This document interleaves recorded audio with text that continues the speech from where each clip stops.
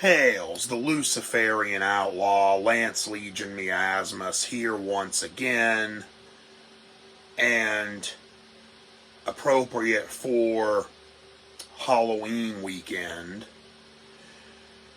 I wanted to talk about yet another one of my favorite films. And since I have done film reviews on this channel and discussed things, and cinema has always been an important part of the left-hand path of Luciferianism, Satanism, and all that. Just look back to Anton LaVey's passion for cinema and all that kind of stuff. And of course, the horror genre, and it being appropriate for Halloween, obviously. It's appropriate for me every night. But during the Halloween season and the fall season, the intensity is just amped up from 10 to 13, shall we say. So, I wanted to discuss this film a little bit, give a little bit of my thoughts on it, and things like that. It is one of my favorite films of all time. Certainly, probably in my top 5 favorite horror films of all time. It is somewhat underrated, but you can look around and see it has gotten, its praise over the years. So it has its own cult following, and appropriately about the underworld, about demons and such, given that, in the spirit of the season, wearing my large Danzig 2 Lucifuge cross, you can see there, and on the cover of Lucifuge, he holds it like this over his chest, and I actually recreated that photo for my own purposes, and doing it my own way, and actually was pretty fun. But symbolism such as this is appropriate in this movie. That's why I wanted to show that.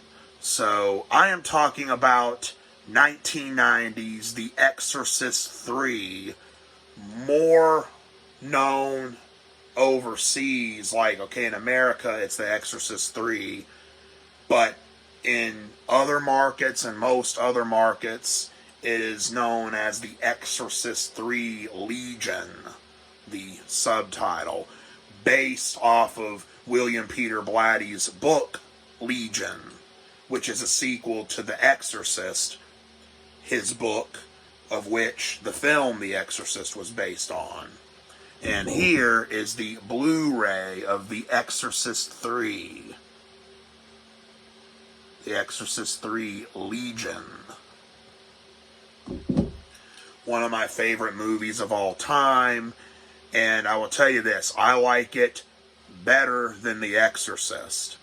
It's kind of, the thing, like a film is very popular and all that, but you'll always have someone who says, it's overrated, I don't get it, and all that. To be honest with you, some people will say, I don't like Halloween, it's overrated. The Shining's overrated, not scary, or, Dawn of the Dead is overrated, and all this kind of stuff. Well, and then they like all these other shitty movies when they say things like that. Well, again, it's all subjective, but I'll just tell you this. The first Exorcist, I always thought The Exorcist was kind of silly. Even as a kid, I thought that. I mean, come on, scary? I found it more humorous. It's no wonder it's been parodied. You know what I'm saying? Like, your mother sucks cocks in hell and all that. That's hilarious. That's not scary. No, I never thought The Exorcist was scary.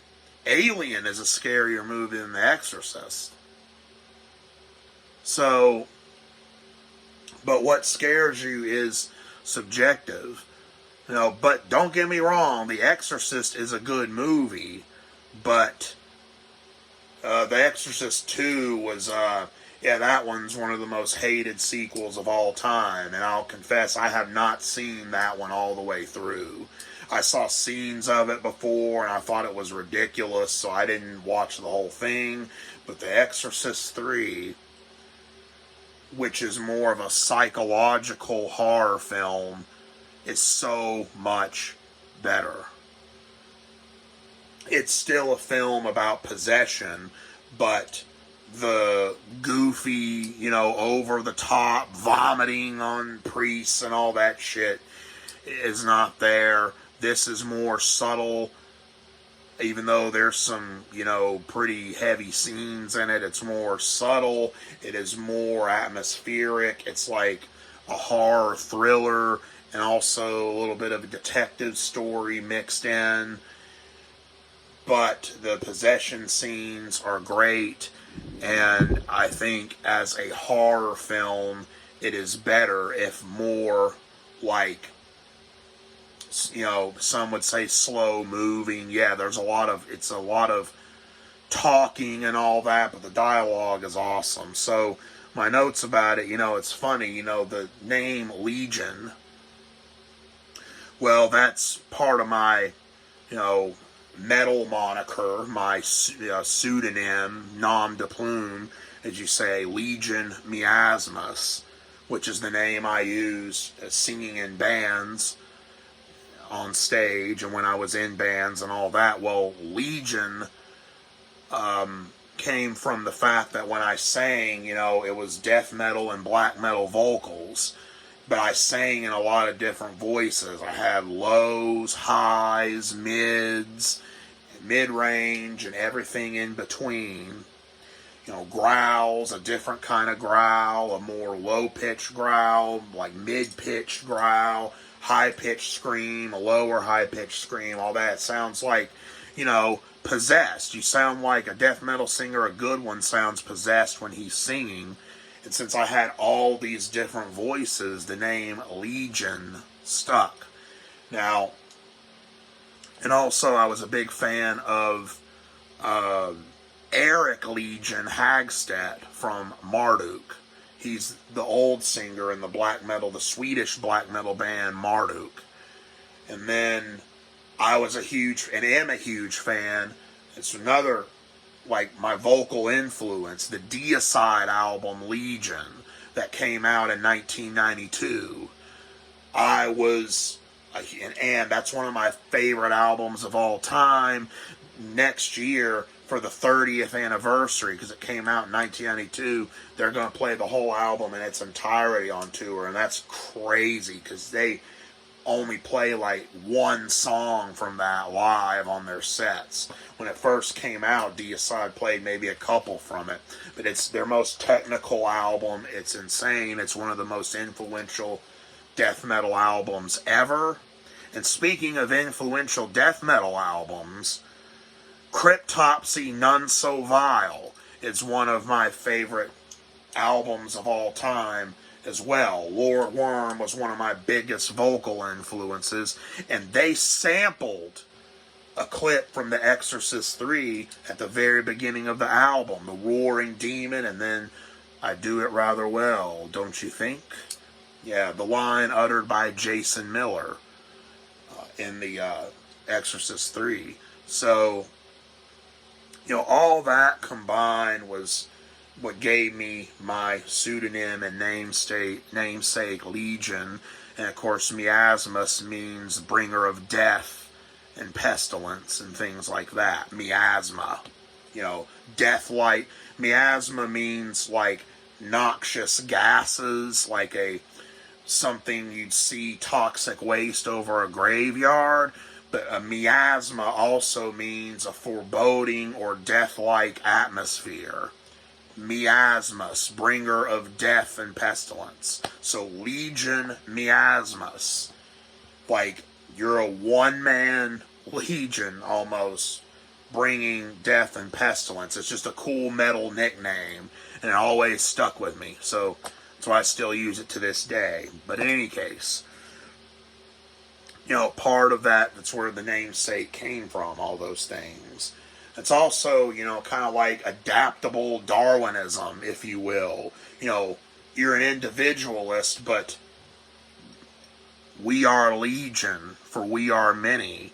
You need to learn to be adaptable, have many different personalities to, be able to adapt to different situations and what have you. So that's another reason why the name Legion stuck. But in any case, I'll just say this: don't be a slave to an image, just be you. There you go. And then, like, lots of other metal bands have sampled this movie. I think Necrophagia sampled it.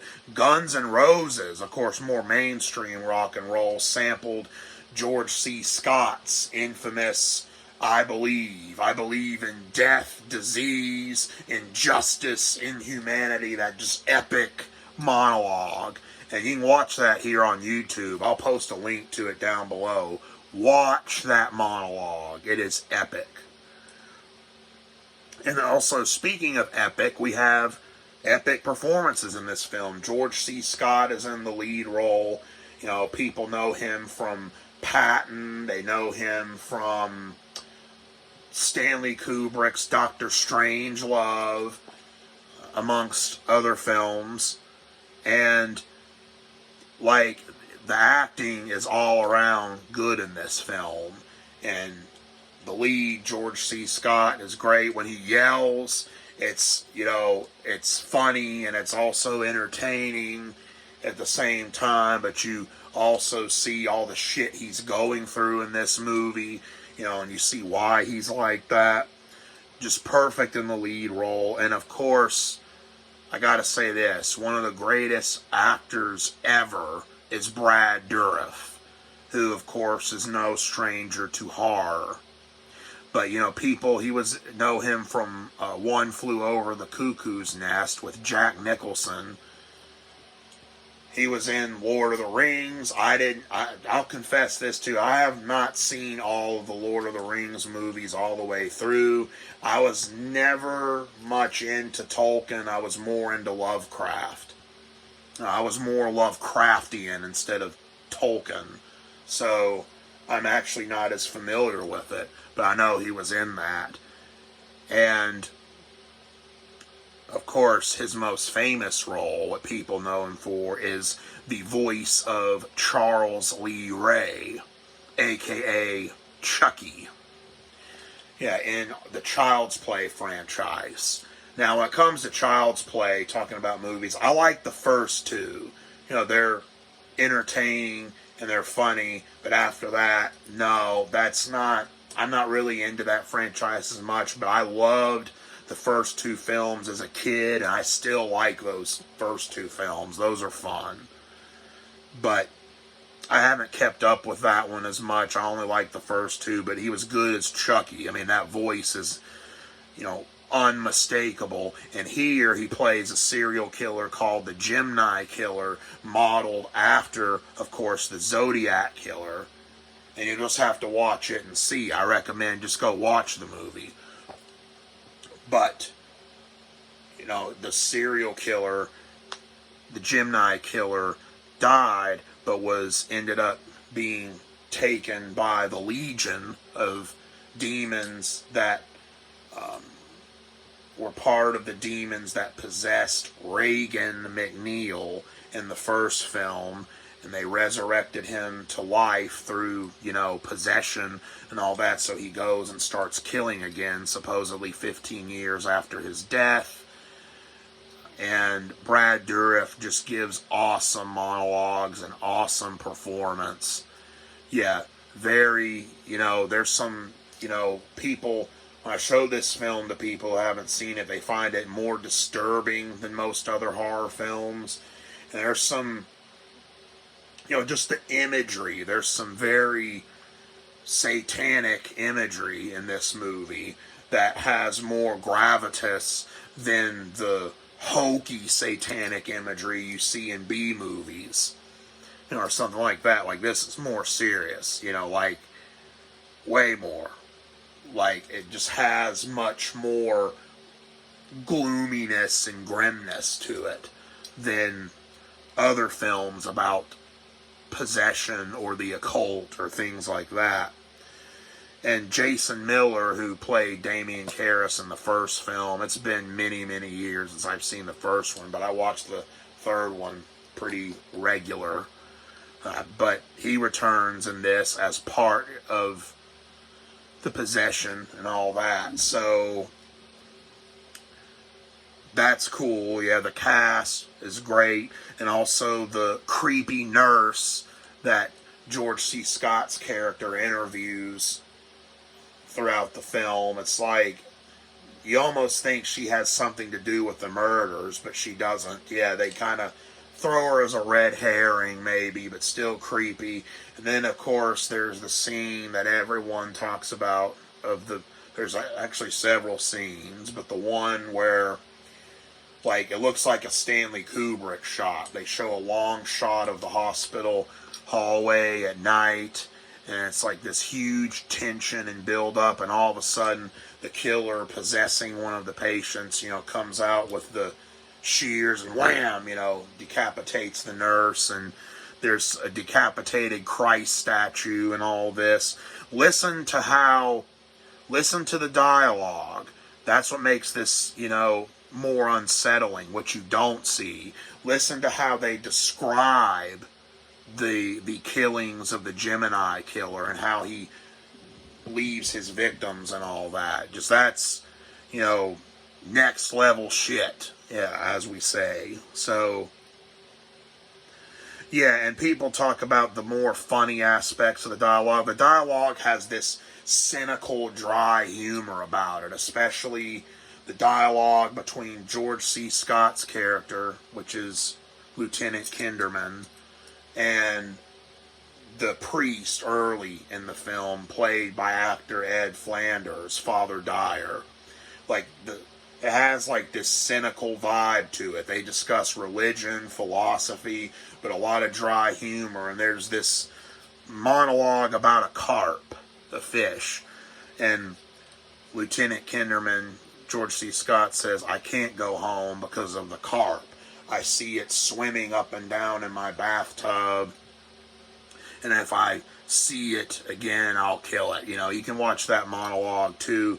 A lot of people don't get that monologue. Like, is he really that upset about a fish or something? No, it's like this. It's kind of an older generation joke. They'll go over your head. No, when he's telling his friend Father Dyer about why he doesn't want to go home, and you think it's about because there's a fish in his bathtub,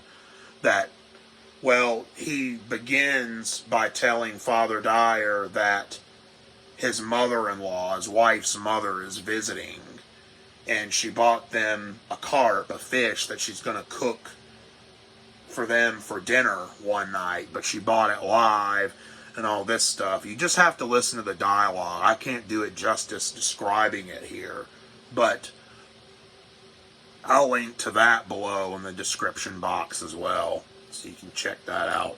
But no, it's not about a fish. The fish is a metaphor in that monologue. The fish, there is no carp, there is no fish. That whole monologue is just a very cynical, tongue-in-cheek, dry humor, metaphorical way of saying he doesn't want to go home because he doesn't want to be around his mother-in-law. That's all that is. Once you get it, it is kind of humorous, the way he delivers it. I can't do it justice. You just have to see it. But yes, the film overall about a possessed serial killer is what it is. And it's just got a sinister vibe. It's gruesome, but not in an over-the-top way. There is some blood and gore, but you don't see a whole lot. It's more left subtle. This movie is about atmosphere and creating dread, and what you don't see, like so much of the best horror is. Some of the best horror is where you don't see the monster on screen, and all that. But yes, it's the part where the killer, possessed as one of the elderly schizophrenic patients, goes to Lieutenant Kinderman's house and attempts to kill his daughter and all that. There's a cheesy effect, like when she takes out the shears and tries to cut her head off, but then, she gets out of the way in time and all that. It was so yeah, I mean, there's some flaws in the film, and there's some things I think they could have done better, like any film, but I would give this film like a solid 9 out of 10. No, it's just that good. So yes, it's a very talky film, but it has good imagery with the crucified boy on the oars. The boy had been decapitated, and in place of his head was the head of a statue of Christ. And he's crucified, and at the end of the film, during the exorcism scene, you see all this satanic, hellish, demonic imagery of hellfire, snakes, and people tormented souls rising up and things like that. It's just done in a very good way, and a lot of people say this film scared the shit out of them when they saw it, and I could see that. I first saw it when I was a kid, and yeah, I found it pretty crazy too as a kid, but I saw it late at night on TV in the early 90s, a couple years after it had come out. It went to TV, and they showed it late night on WGN, I think, is where I saw it, and yeah, it was holy shit. And I found it to be, and then I rented it, sometime after that, where I could see it without commercials and all that. And I found it to be, creepier than a lot of the other shit that you see in the music. The musical cues are really good in it too, when something creepy happens and all that. So I found it more disturbing and unsettling than most slasher films and most other zombie films and all that. This was just unsettling the way it was done. Of course, it's directed by William Peter Blatty, who wrote the original novel, The Exorcist, and its sequel, Legion, of which this film's based on. So, yes, I highly recommend The Exorcist III, Legion to any fan of horror. And yeah, it's a perfect, it's enjoyable cinema just in general. It's just, I think it's a masterpiece of a film overall. Not really, I mean, you have to really see it for yourself to see what I mean. But overall, yes, it is one of my favorite films of all time. The acting, the atmosphere, the cinematography, the performances, the plot, all that. Brad Dourif is awesome in this movie.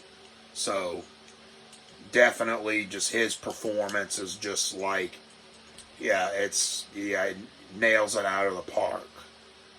So, definitely go check this one out. It's perfect for Halloween season viewing, for sure. But of course, it's perfect even for just regular horror viewing. Like I said, this is one of my favorite films of all time, due to its themes and all that. Serial killers, Satanism, possession, things like that. So, yes, those are my thoughts on The Exorcist III Legion. Perfect for a Halloween weekend video. So yeah, go check it out. So, there you have it. Do what thou wilt shall be the whole of the Luciferian outlaw. Into dark triumph ride, Ave.